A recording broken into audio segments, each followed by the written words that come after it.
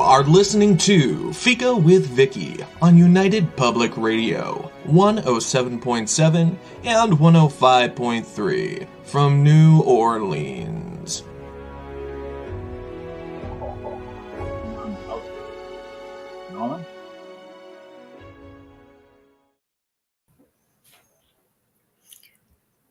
Hello. Okay, we were having a bit of a Fika situation, but we're all settled now. I think we're all settled now. All good? I think we are. I can see you. And Okay, all right. So we'll begin. Blow apart at the seams. Okay. Okay. Okay. Hello, everyone, and welcome to Fika. Our guests this week are author Michelle Dorey and Jim Moriarty. It's October, and that means ghost stories. Several years back, I was scrolling through social media, and, well, you know how that story ends. The haunting of Crawley House went straight to my e-reader, and I found myself first in a newer Victorian home where nefarious forces were at work, and then on almost a century later in the same home, well, they were still continuing their tale. It was the perfect ghost story, and I knew some October I would be asking Michelle to Fika. When she suggested that Jim Moriarty should also come, my first reaction was, how does he have the time being Sherlock Holmes' nemesis and all? But Okay, I need to interrupt you for a moment. You are not to believe this. I'm saying it. Apparently you're not Sherlock Holmes' nemesis. You're different. Finish. James Moriarty. I have a son-in-law named Watson. Yes, I heard that your son-in-law's name is Watson, and that just makes it better. I mean, it's just perfect all the way around. I love it. Absolutely. So I said that he should certainly come because now we get to see how this duo's writing works together, and because it's kind of an unusual situation, and also if they're having as much fun in Kingston, Ontario, as I think they are.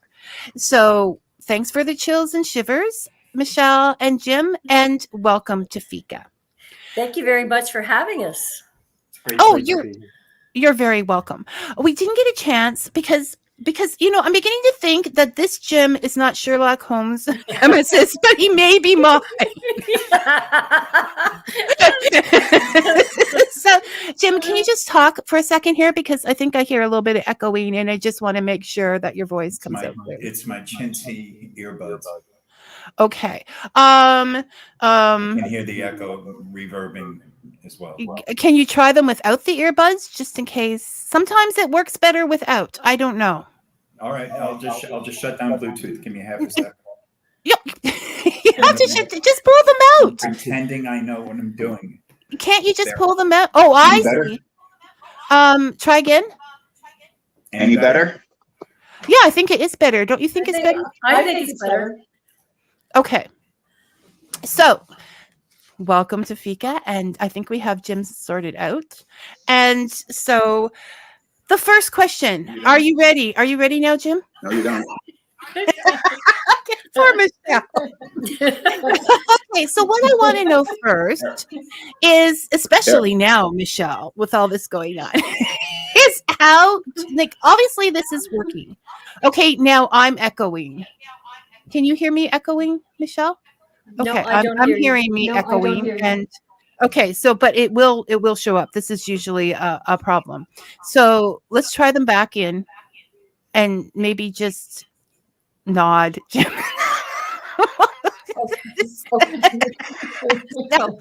we'll get you in here somehow. Can you put them? Is it going to be a hassle to put the earphones back in? For me? Yeah, so that I don't echo. You're as much of a nag as Michelle. Okay. Look, I'm just trying to make it work. Yeah. Takes a woman. Okay. Okay. You know, you're getting a lot of mileage from your good look, baby. That's what I say to my husband all the time. It's a good thing you're cute because, okay. So how, especially now, how does that work? Who does what? If there's a creative difference of opinion, how does it work? Well, it starts actually, we get a concept, and Jim calls our kitchen the magic room, and we'll make supper, and we're kind of bouncing ideas back and forth, and we'll come up with a few good concepts and scenes, and then I will actually write it, and the next day Jim will do a read back of it, and a critique, and it's a back and forth. He'll also, when he's doing a read back, he usually adds a lot of description or emotion to a scene. So it really is a collaborative effort on both of our parts. So it's just working together and taking your strengths, whatever they would be. Yes. Okay. Now I'm getting echoes with Michelle, and I don't know. This never happens. So I'm trying to. There are ghosts in the house. There are. They're waiting in. Our fairies. I normally blame the fairies, but I'm blaming the ghosts today. So I'm trying to figure out what our next step should be. I want to get this thing rolling, but I don't know how to do that. Okay. Well, that makes three of us. So we have tried Michelle without speakers, and that doesn't work. I mean headphones, and we've tried. Okay, I'm going to do this. I've never done this before. Excuse the hair. Okay, now I can't hear if there's echoing. Oh, all right. I'm not hearing any echoing on my end. No, I will be the one to hear it. Because and that's what's going out. Yeah, because that's what's going in. That's why but I can't hear at all. All right. Let's try turning our speakers down a little bit, guys. okay. Is your speaker up loud, Jim? Because sometimes that will do it. I usually have my speaker down to like 30 or something. Well, I had mine on my phone punched up all the way. I now have that down to about 30%. Okay, and we're still getting that. Michelle, you. Mine is down to about 30% as well. Okay, why are we? Are you in the same room? Yes. I'm right beside Okay, can you go in different rooms then? That might be it. That might be it. Yeah, all of the technology is interfering. I think you're probably onto something there. No, actually, it's my husband just asked, "Are you in the same room?" in the comment section. So, you know. Yeah, it would take a guy to fix it. Oh, sure. Jim, Yeah. could you go outside and try it? Sure. But when I go outside, I'm going to be assaulted by pigeons. Okay, I'm hearing a little bit from Jim we can live with. Michelle, you speak now. Okay. Okay, she's good. All right, that was it. That was it. I didn't legitimately mean go. No, go sit in a comfortable chair. We're talking now. Okay, thank you very much, Dave, and for your input as well, Brian. All right. So I will keep you around. Okay.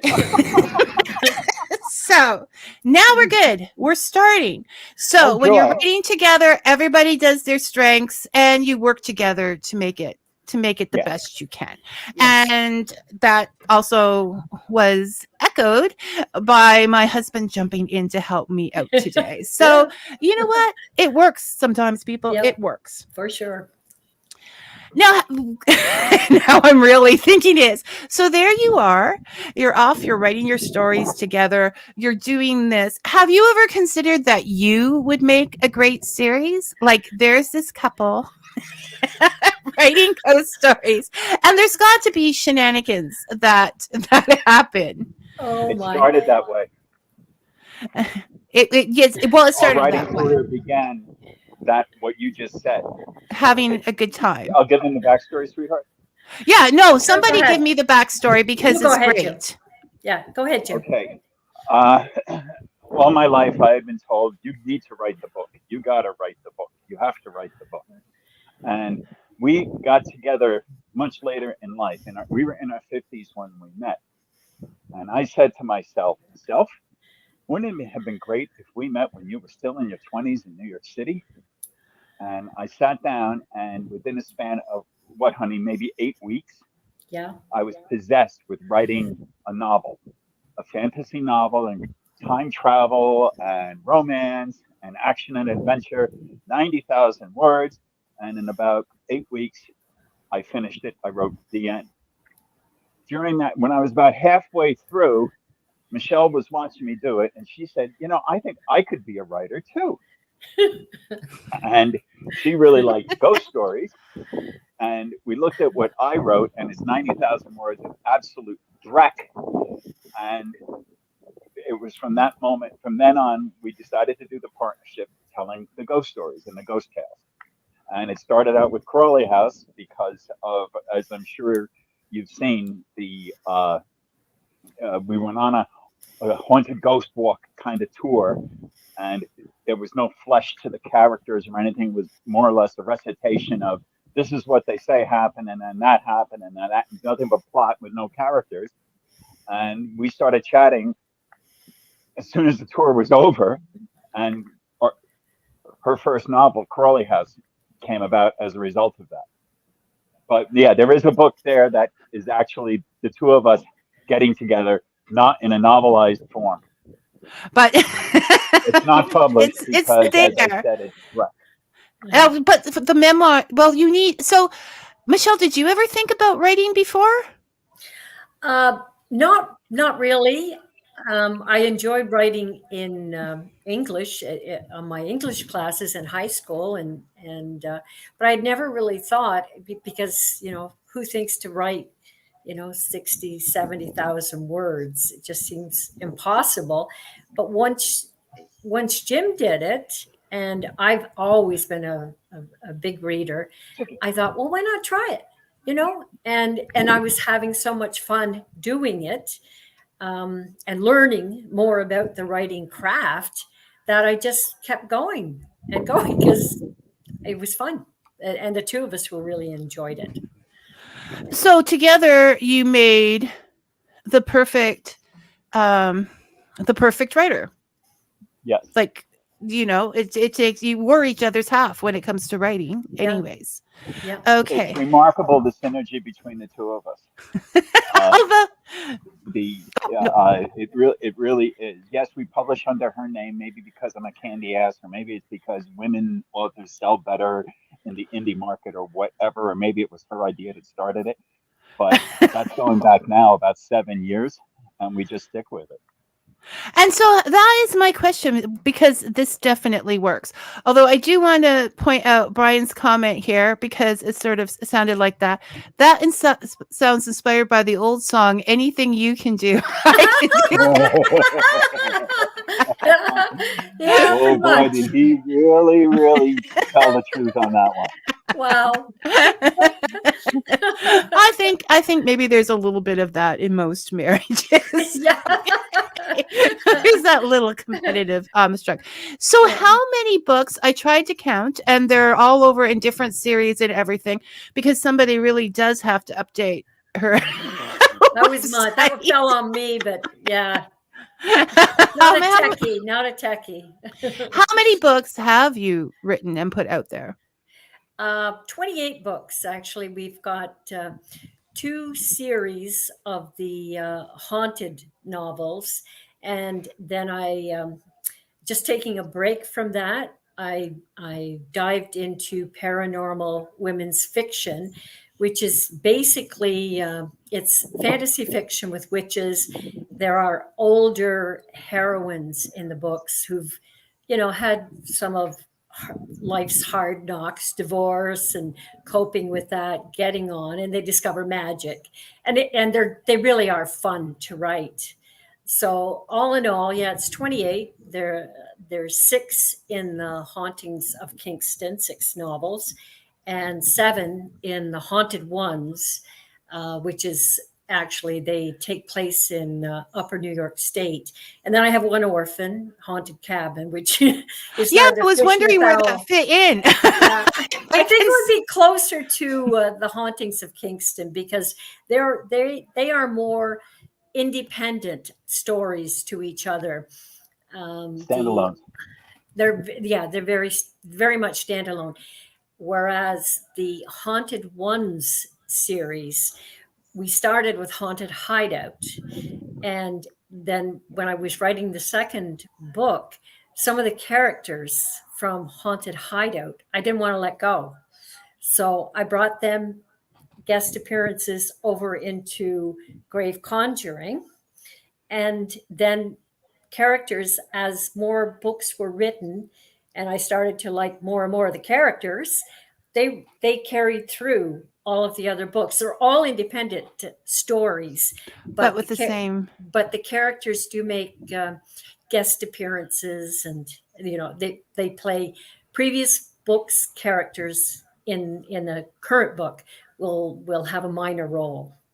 And series sell because people also get attached to the characters, and once you get to know them, you're like a little sad when they go away. Oh yeah, they're friends. Yeah, like what are they doing next week? You want to call them up and see if they want to come over for dinner Sunday. So at least you can keep them in the books. Yes. And I also want to comment on the older authors because I think that is so important.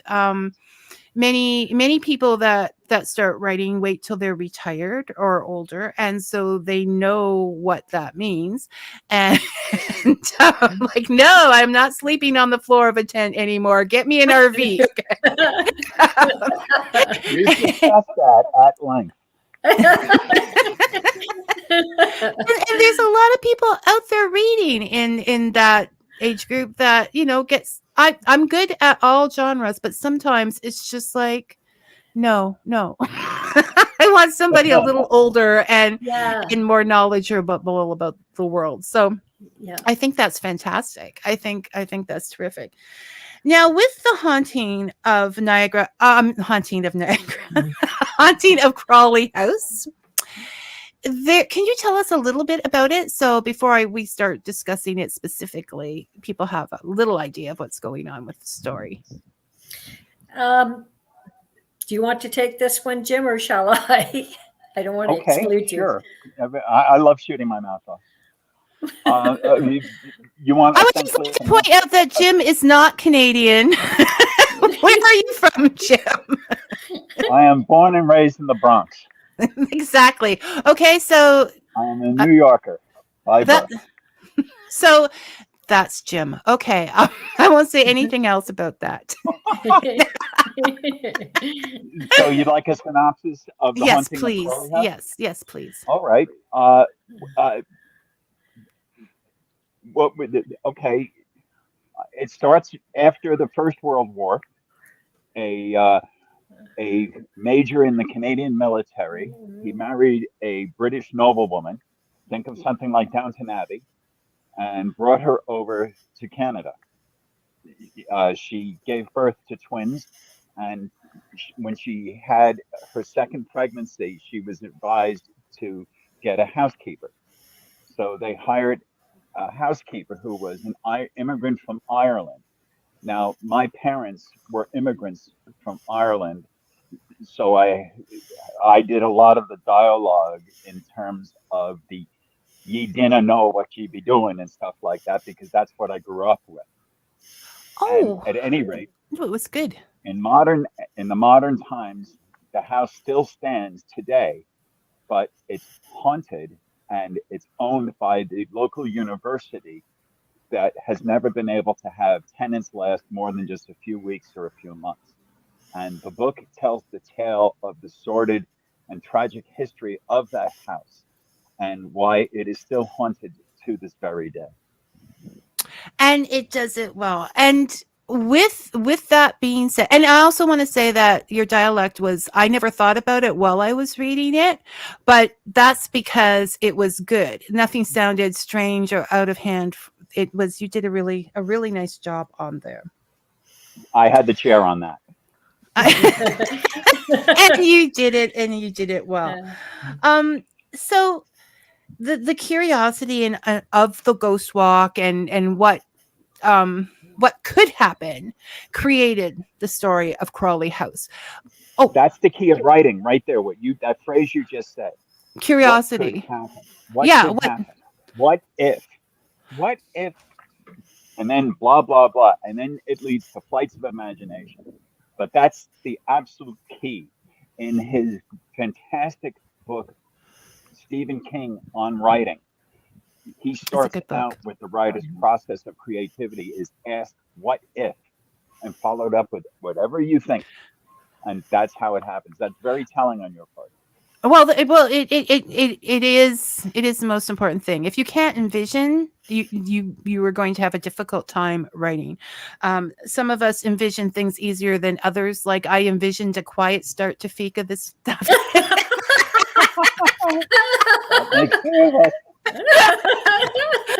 I should have no. Thank you, Jim. That was it. Nice. You were being nice and.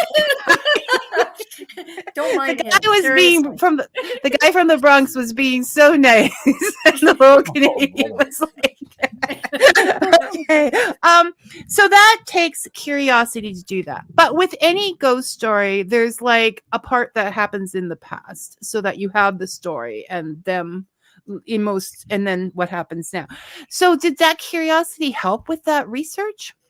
That diving into the past? Absolutely. I did a lot of the legwork on the first half of the book, and when I say legwork, I mean doing the research. What was it like? Like in Kingston, Ontario. Kingston, Ontario is the home of the Canadian version of West Point. It's called Royal Military College here, and I did a fair bit of research in terms of the currency that was used in the post-war era, and in terms of the sort of I didn't get it exact, but I nailed it. I took a little bit of dramatic license, but the scenes involved and how the ranks and how that worked, and the legend of Mr. Crawley, Major Crawley, and all of that stuff. And then Michelle took it from the modern day in the second half of the book, the modern day setup with the single mother inheriting and moving to Kingston to continue her schooling. That was so you take so once again there's sort of a division of responsibilities that you do, and it makes I was reading that it makes perfect sense that he was in the military with the Kingston the fort there as well. Yeah. And I would just like to make a disclaimer, as my husband pointed out in the comments. I have spent a lot of time in the Bronx traveling. So I have nothing. He drove transport. And so we would go into New York Point City. Market, baby. and so I have nothing against the Bronx. Just no. I'm sure your husband does. And so also when you're looking at the history and how things have changed, now you're there and you have, well, let's just say nobody's perfect. I'm not going to point fingers. So no character's perfect. And so you sort of have to have a sympathy for those quirks, or even those very nasty quirks. Did you find it easy? Like, do you have sympathy for your villains? We'll say that. Absolutely. That we try to make the villain have some redeeming qualities, or even some pathetic qualities that are common to other people that people can identify, so that, okay, they're making some really bad decisions. You can kind of understand why they're making these decisions and actually feel sorry for them a little bit. And at the same time, just thinking of Crawley House, the mother, the highborn British mother with the twin girls, she wasn't lily white either. She had a catty streak, which she hurt the protagonist, Bridget. And she wasn't even aware that she'd hurt her, but she wounded her deeply. So you kind of, while you admire Melanie, that she's doing what she can to protect her daughters and, create a life that they will flourish, she wasn't entirely innocent herself. So that's the kind of fun thing to do, because then that character is more like a real person. No one's perfect. Yes, no. Yeah, we've all got flaws and weaknesses, and we make really stupid decisions sometimes. Yeah. And they were both, to an extent, victims of their classes. Like Melanie had to really wanted to try to. We really wanted. To try it came across. It came across, and I mean that was before the Second World War, so we hadn't really, they were just beginning to make the breaks. So just after the Second War, before the Second War, just after the First. Yeah, so they were just starting to make strides in doing that, and you can see it. So yeah. So, and she didn't even realize, I think, that she was hurting the feelings that she was. Yeah. So you can see how that putting down makes people angry, and would if it wasn't for that class system, would any of this happen? Right. So I don't think it would have. So I thought it was lovely that. Not lovely what happened, but the way you worked that out was lovely, and we could see all of those things happening and rolling from the outside. So definitely the history was important, and you took care of that. And we talked about the fact that Jim always wanted to be a writer. Michelle never really thought about it, but then when Jim said he wanted to do it, she said, "I do too." So. She was a copycat. I'm telling Mom. You just can't be an individual, can you, Jim? And then she takes over, but she did invite you here today. Yeah. So, and she does give you. Well,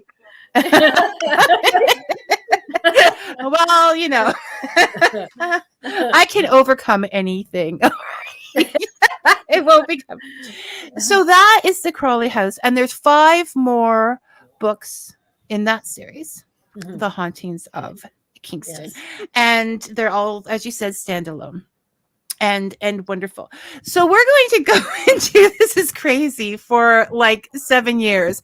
How many series do you have altogether? You talk sort of what they were about, but how many? Tell the world. Well, 5 series, I think. Yes. Okay. Yeah. I'm thinking 6. Okay, yeah, you're probably right. You're probably right. It's probably 6. I'm probably not. And then of one. Legacy, right? Yes. Yeah. Yeah. What's funny is we name some of the series by the main character. For example, there's The Hauntings of Kingston, The Haunted Ones, and then there is Kira, which is the mystical veil. Then there's Bernadette, which is Song of the Gods. Then there is Shannon, which is Hex After 40. Then there's Kara and Marin, which is The Wandering Witches. That's 6 right there. And I know I'm missing some, Michelle. I don't think so. I can think of 6 off the top of my head. Yeah, it is 6. You've got them. The Which Way series. Yes. Which Way? That's Marin and Kara. I like that title. I like the the leaning of it. So I just want to point out to the people out there how generous you are with your readers. Like, this is how I feel like you guys are having a good time, because you're like, we're just writing them and giving them away. Like, this is so on the site. Okay, on your site, you say that you. Okay, I'm gonna put name brands here. Do you only have your ebooks on Amazon? Yes. We have an exclusive deal with Amazon for the ebooks. We're in Kindle Unlimited. The program that people subscribe to. But the paperback versions are on all of the retailers. and audiobooks. We have some audiobooks up on Amazon, and also we have the YouTube channel going as well for the haunting books. Right. So you Well, can get. Cantor has a few. I'm sorry? We signed a audiobook publishing deal with Cantor. They're a big audiobook producer. They produce and sell their own audiobooks, and they have the rights to 3 of our books on as well. We signed that contract about 5 years ago now, sweetheart. Yeah, but they distribute through Amazon too, though. Yeah. So right now you can get on Amazon, you can get The Hauntings of Kingston for 99 cents in the States, $1.31 in Canada.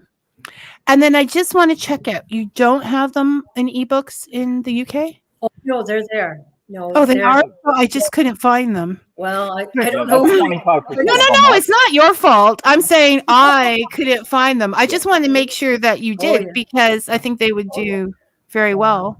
Oh, yeah, over they're there. worldwide, actually. Yeah. Yeah.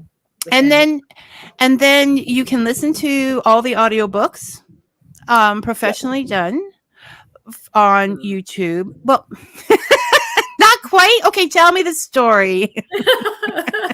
Well, the audiobooks that so far that I have up on YouTube are in the Haunted series, the 2 Right. series that we have. And the first couple are, I hired a narrator, but good narrators for Crawley House and the Haunted Inn. The other ones I have been doing with AI, and it's been working okay for me. So, yeah, the other ones, the Haunted Hideout, the ones that Tantor approached us for, Haunted Hideout and Haunted by the Succubus and Grave Conjuring are all narrated by Kristen James, that series.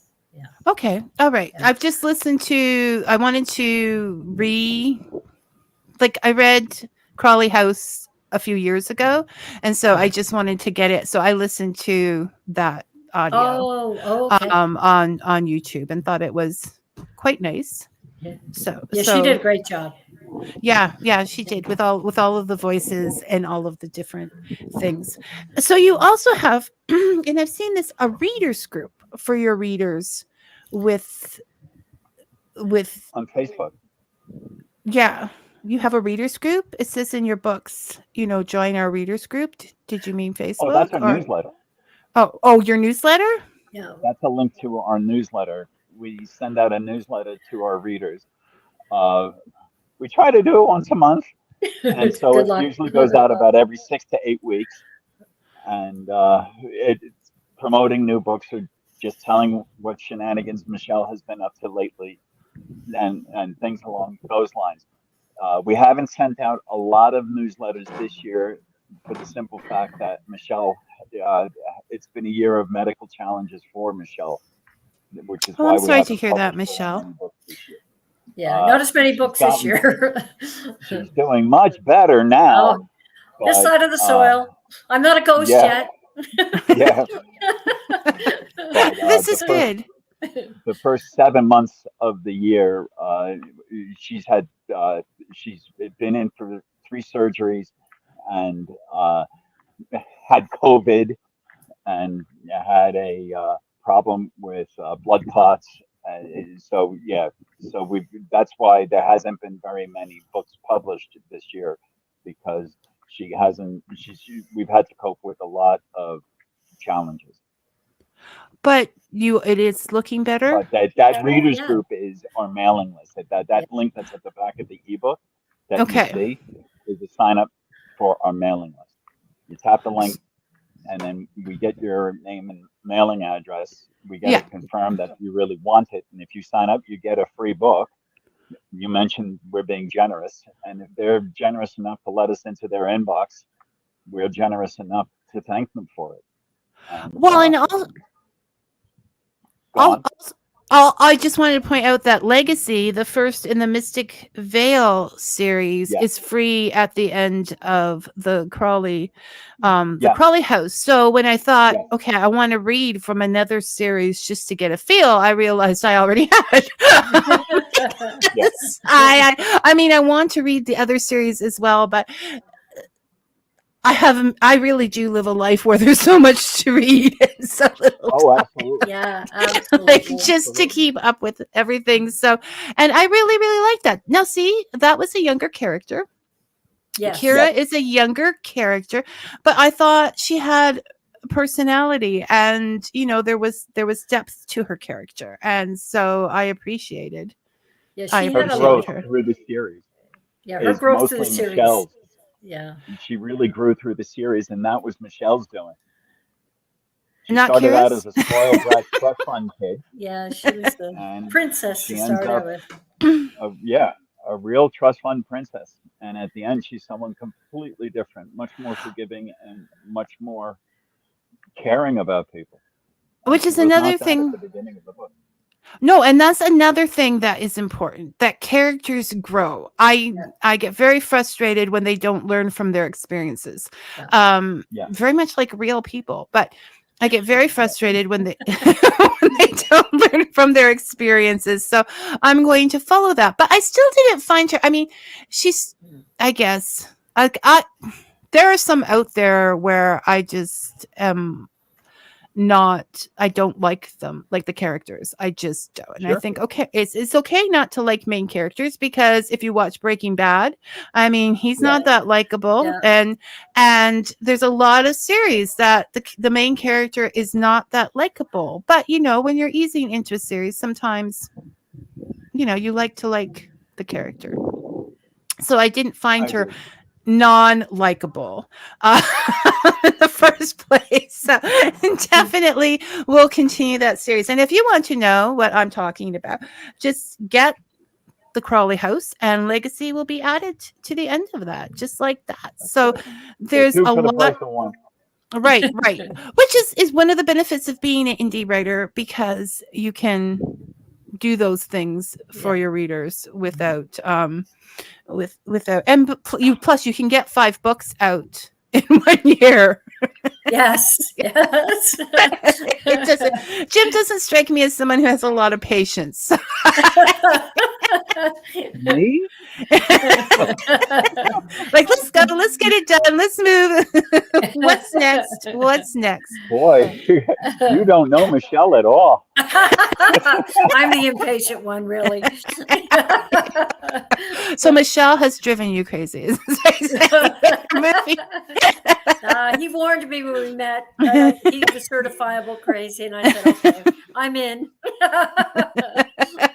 I'm going for the story, which leads me into what I was, because I truly think that the love of books can become a lifestyle, as other people have traveling lifestyles or whatever. But for people that, maybe can't get out, aren't feeling well, like you were at the beginning of this year, whether they're caregivers or not, an entire life can come up around books. And you seem to be living that life. Like, it's an intricate part. You can read them, you can write them, you can visit places that, when you can visit, that have what do you think, like, do you think you would really be missing out on something if you hadn't got curious and Jim said, I want to write a book, and you hadn't said, Oh yeah, I can't imagine. Like, we're both past retirement age, but we're busy, and we're reading, we're writing, and it helps to keep you young, keep your mind going. I can't imagine being retired and not doing something like this. It's just, yeah, our life would be so different, and we'd have to do something. Yeah, but we love this, so it works out just excellent. And really, one funny thing that we found, we went to Salem last year, and we had researched Salem and areas of Salem, particularly Winter Island. There's a naval station there. Yes. Anyways, we'd written this, but we had never been there. And then when we went to Salem, we're walking around this building and just going, oh my this is exactly the way I wrote it. And it was so cool. Because you had researched it so well. Yeah. And which book does Salem come up in? Salem That comes was up. Which Way, book 4, Mara and Kara. Marin and Yeah, Kara. Yeah, Which the Way? 4th book. Yeah. Yeah. Okay, I'm going to read. And do you find that it brings you closer together? Like you have a singular cause purpose, or you were pretty close to begin with? We're pretty close, I think. It brought us closer. Okay, you know whose answer do I take? Yeah, I don't know. I'm stuck now. Well, because now I'm umming. Well, For starters, go ahead, sweetheart. you go ahead. You go ahead. Well, for starters, we're in one another's back pocket literally 24/7. We go to bed together, we wake up together. Now, we do have separate corners. I built a little home office out of a bedroom, and Michelle either writes in bed in the winter, I am envious of, but then, or she'll set up her laptop at our kitchen table, and she'll write there. And in the evening, as we're like, we may not see each other for a span of 4 or 5 hours, but during that 4 or 5 hours, I'm doing edits on what she's done, or she's doing a final pass on what I had sent back to her, or she's doing the marketing of the books. And then in the evenings, more often than not, as we're preparing dinner, we'll be discussing our books, the different projects that we have on the go, or else we'll be discussing, stuff like sports and politics and things like that, what's in the news. But we're with each other 24/7. And correct me if I'm wrong, and you better agree with me, Michelle. One of the things that we get a big charge out of are road trips. The drive from Kingston to Salem, Massachusetts. It's an 8-hour drive, and we're in the car yammering at one another, talking with each other the entire trip, and it goes by in a flash. When we travel to New York City, 2 years ago we did this long 10-day trip throughout the province of Quebec, and I was driving 8 to 10 hours a day to get from point A to point B, and Quebec is big, but the time just flies. Like, we can sit in the car with one another, and it's something we look forward to. Like, we'll say to each other, "Hey, we need a road trip. Okay, let's go here." And a couple of days later, we're in the car and we're off. And it doesn't have to be something big and exotic, because you're curious and you're interested in all kinds of things. I totally get that. Michelle, do you agree with him? Like he said, you better. Yeah. I do, actually. Yeah. Despite the threat. Yeah, I do. You look so very frightened. Yeah. Oh, yeah. I'm quaking. Speaking of road trips, my Dave Benison would like to know, have you ever thought of doing something that would include Niagara-on-the-Lake, one of the most haunted places in Canada? Oh, yeah. Yes. It's funny. In fact, it's funny you mention that. We were talking about heading down there over this is the Thanksgiving weekend coming up in Canada right now. Right. In the States, it's obviously the last Thursday in November. And we talked about heading down there this coming weekend. We put it off because we were thinking about would like to see it at around Christmas time. But yeah, Niagara-on-the-Lake is absolutely beautiful. Yeah, it's definitely on our list. Yeah. Okay. All right. I may be saying, if you go at Christmas time, you might want to go to the Christmas store, because I might have an in with the Santa for you. Okay. Depending how things work out, and whether I'm naughty or nice, I guess. And it's not a nerdy writer question, Brian. Brian would like to know, how do you handle the editing aspect? Because that could be dangerous. Do you edit what the other has written? Yes. Yeah. And it's funny. A book will go back and forth between Jim and I 4 or 5 times, and making changes and finding. errors, and then it's off to the editor, and they'll pick up more errors. But yeah, it really does help that to have two eyes. She does mostly just a proofread. Like she doesn't do plot development or characters. The editor we send it out to, it's more of a line edit, punctuation and grammar and stuff like that is what the professional edit does. Everything prior to that is done between Michelle and I. Yeah. So when I'm gonna cause trouble. So when you talk about the impatient aspects of Michelle, does that come into editing at all? No, it's more of a rush to publish. So you're the one. I can see.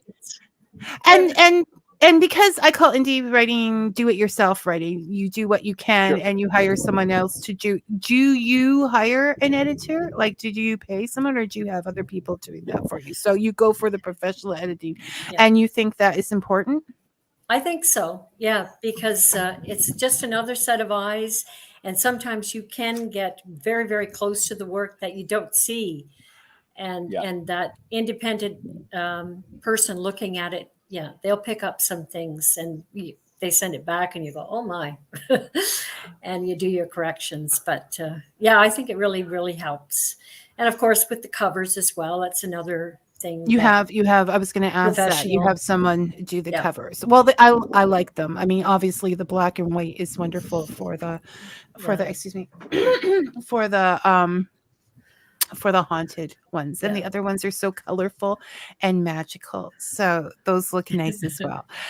So this is what you're going to continue doing, this as well as whenever you're able to do this. And I think because you're thinking about something else, like if you were just in the house together, you might notice that somebody's doing something, but your minds are being so creative and so wonderful. And Alice Munro says something like, curiosity is constant happiness. And I always thought that was true. And you agree with that? Oh yeah, aspect. Absolutely. Yeah. So they are having as much fun out in Kingston as I think they are.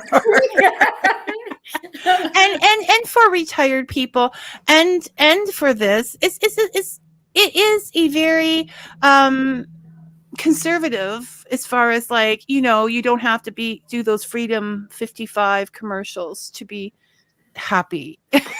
No, you can. No, it's true. People seem to think that is the only way to retire and to enjoy, Well, I know we have friends that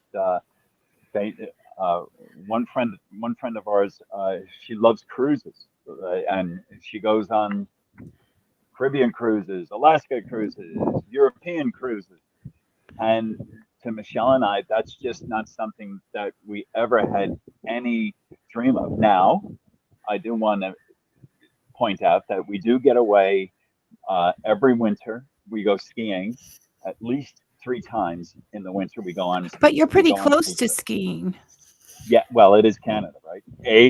No, you can't go skiing in the prairies. No, we're very fortunate.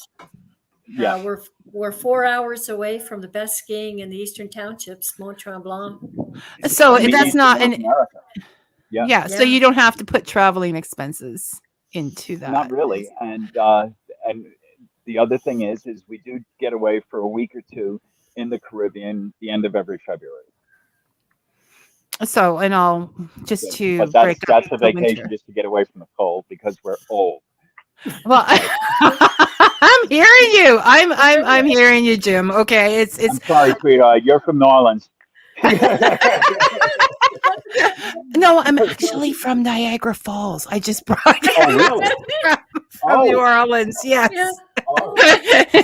So I am definitely hearing you, but I'm not as far north as you are. But I remember a time where I was just like, I want to move north. I want to move north. I want to live off the land. I want to, but that's sort of changing. Yeah, those years catch up to you. That Pioneer Quest TV series isn't quite as attractive as it was on TV. No. That's what I said. Get me the RV, baby, because I'm not sleeping in that tent anymore. There needs to. This is interesting too. As people who write ghost stories, are you believers or skeptics? Ooh, I totally believe.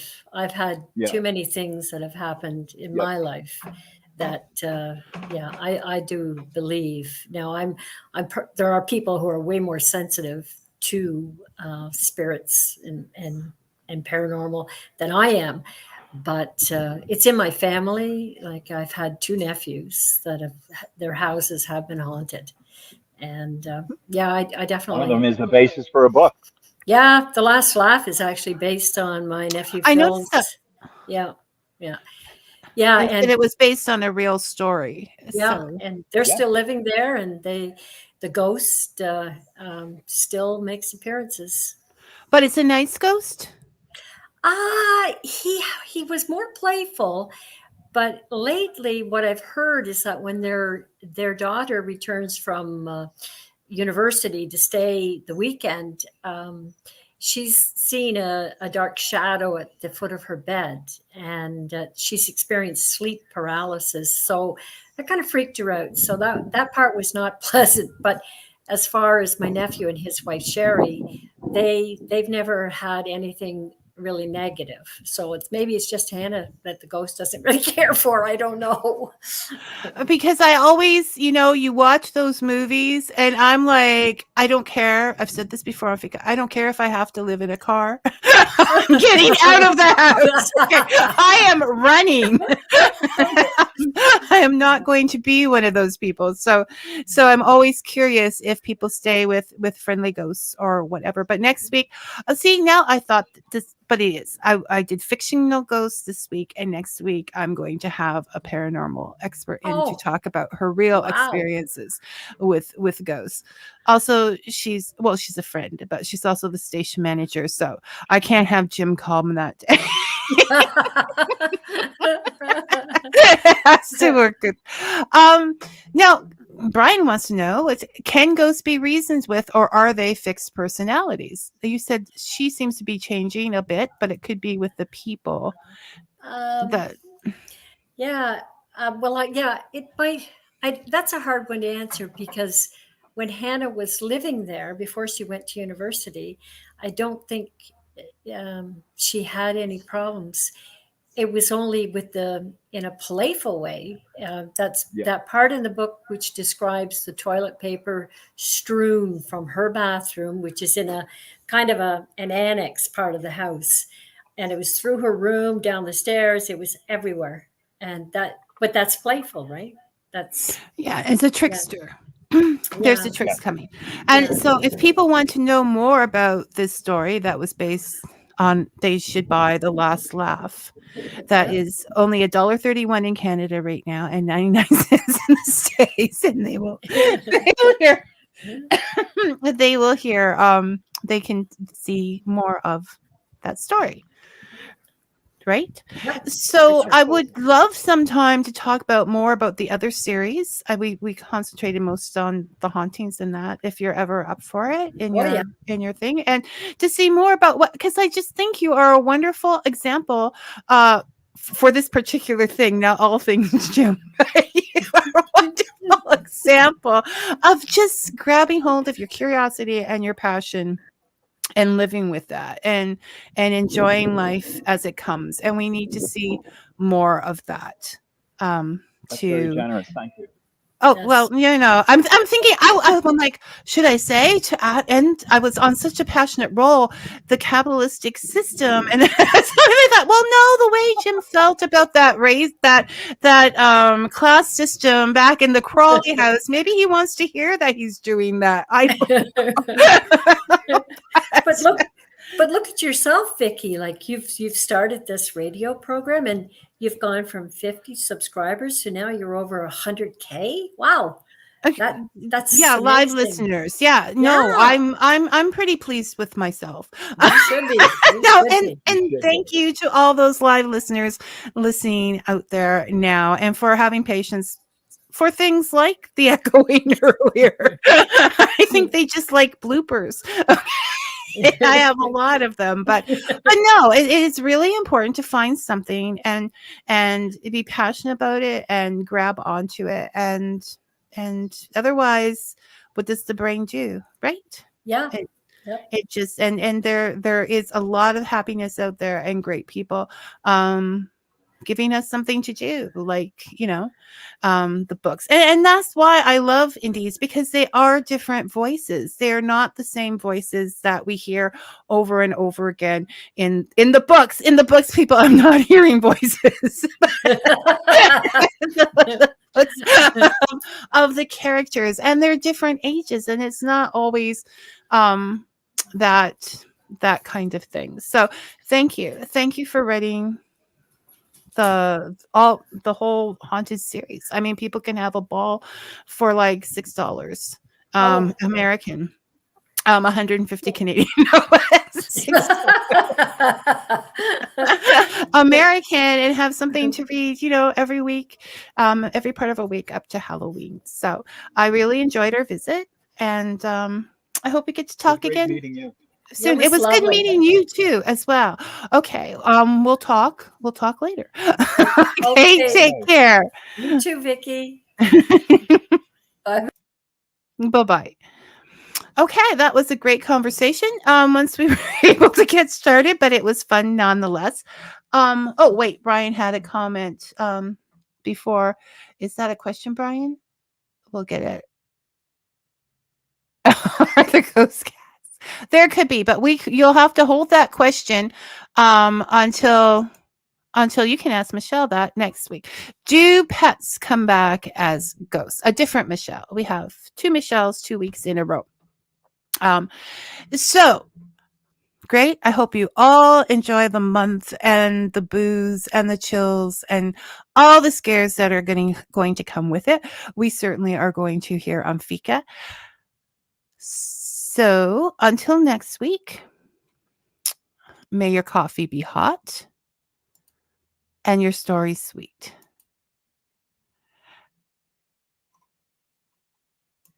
Thanks for listening, everyone. And there we go. Okay. Now we're ready to go. Okay, thanks. Bye-bye.